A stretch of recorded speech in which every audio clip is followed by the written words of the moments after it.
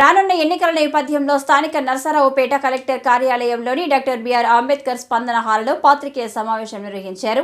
ఈ సందర్భంగా జిల్లా కలెక్టర్ లోతేటి శివశంకర్ మాట్లాడుతూ, జిల్లాలో ప్రత్యేక సారాంశ సవరణ 2024 కార్యక్రమం ద్వారా ఇప్పటి వరకు 1,85,007 నూతన ఓటర్లుగా నమోదు చేయగా 1,13,70 ఓట్లు తొలగించడం జరిగిందన్నారు.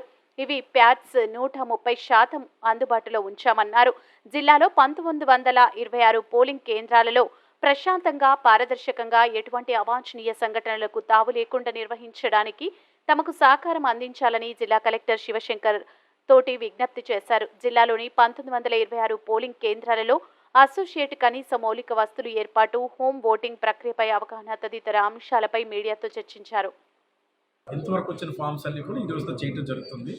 సో ఇప్పటి వరకు మనకు వచ్చిన డేటా ప్రకారం చూస్తే 6/1/2023 నుంచి ఇప్పటి వరకు కూడా మనం కొత్తగా 1,08,507 మందికి కొత్తగా ఓటర్ కార్డు అనేది ఇవ్వడం జరిగింది.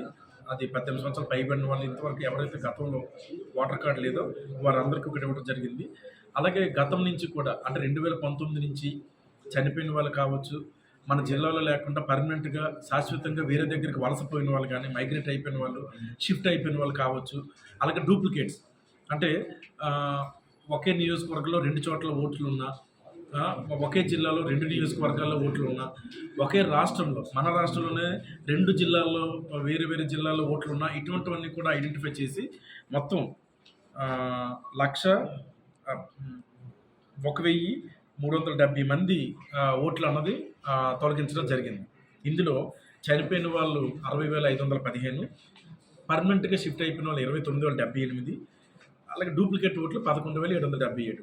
ఈ ముగ్గురిని కూడా కొత్త కలిపి 1,01,370 మందిని ఓట్లు అన్నది తొలగించడం జరిగింది. ఒక సమ్మర్ రివిజన్లో ఇన్ని ఓట్లు తొలగించడం అన్నది ఒక సిగ్నిఫికెంట్ స్టెప్ అన్నది. ఎందుకంటే బిఎల్ఓస్ మనకి జూలై, ఆగస్టులో హౌస్ టు హౌస్ సర్వే చేశారు. అలాగే హౌస్ నెంబర్స్ లేని డేటా సిఇఓ ఆఫీస్ నుంచి వచ్చింది. జంక్ క్యారెక్టర్స్ అంటే ఒక హౌస్ నెంబర్ ప్లేస్లో కానీ ఎక్కడైనా వేరే క్యారెక్టర్ ఏదైనా ఉంటే అటువంటి కరెక్షన్ చేయమని డేటా వచ్చింది. అలాగే ఫోటో సిమిలర్ ఎంట్రీస్ అంటే ఒకే ఫోటోతోటి ఒకే మనిషికి ఒక చోట కన్నా మోర్ దెన్ 1 లొకేషన్స్లో ఓటర్ కార్డు ఉన్నా, ఇటువంటివన్నీ కూడా డేటా మాకు రావటం, వాటిని అన్నింటిని పూర్తి స్థాయిలో ఎంక్వైరీ చేసి బిఎల్ఓస్, ఏఈఆర్ఓస్, ఈఆర్ఓస్ ఎంక్వైరీ చేసి మొత్తం 1,01,370 మంది ఓట్లను అన్నది తొలగించడం జరిగింది. అలాగే 1,08,507 మందికి కొత్తగా ఓటర్ కార్డు అన్నది ఇవ్వడం జరిగింది. సో ఇది అందరూ కూడా ప్రజలు గమనించాలి, పొలిటికల్ పార్టీస్ గమనించాలి. ఒక పల్నాడు జిల్లాలో ఈ హెల్దీ ఎలక్ట్రల్ మెయింటెనెన్స్ అన్నది చాలా చక్కగా జరుగుతుంది.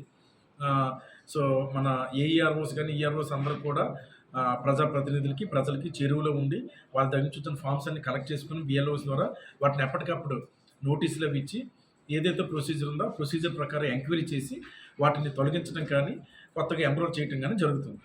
అయితే వీటితో పాటు ఇంకా ఫామ్స్ ఉన్నాయి, అవన్నీ కూడా ప్రాసెస్ చేసి రేపటికల్లా అన్నీ కంప్లీట్ చేసి రేపు 22 ఏదైతే మదర్ రోల్కి మేము రెడీగా ఉంటాము.